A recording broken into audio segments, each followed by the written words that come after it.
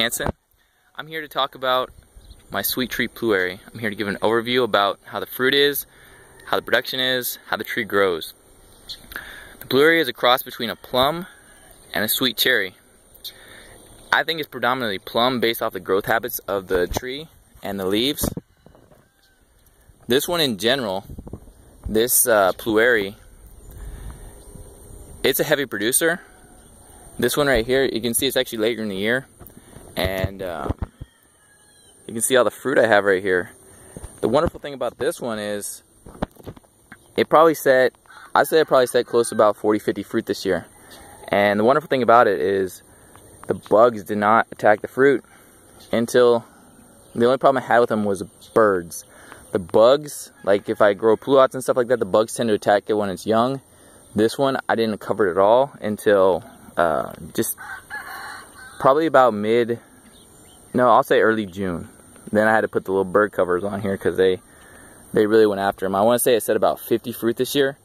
The first year it set one fruit, and I ate it before it was ripe, so I did not have that high of opinion on it. This year it set so many, and they're just getting ripe now. You can see the fruit right there. It is very juicy. It's very sweet. It tastes quite a bit like a plum, but it's more of a mild plum taste, but very, very sweet and juicy. It's a really good piece of fruit. I think one of the better fruits I've had this year. And the tree is actually a very vigorous tree. You see this one's on its third year. When I first had it, I cut it down to right here. Which you can see it's grown quite a bit. And it's now its third year.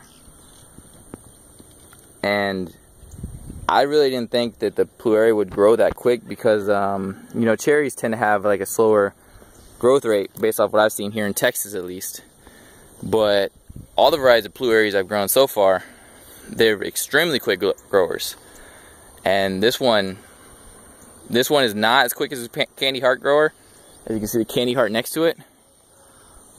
The candy heart is quite a bit bigger, but the candy heart comes out way earlier than this one, and I couldn't cross-pollinate the candy heart with anything. It was covered in blooms just like this one was, but I couldn't cross-pollinate it with anything because the only thing I had out there was my Flavorosa Pluot, and apparently those two don't cross together. So this one right here though, it bloomed just in time with my Burgundy Plum, and so these two cross-pollinated with each other, and so my fruit set was nice and heavy. Like I said, I had about 50 on here earlier, and just now they're getting to be about soft ripe, as they call it.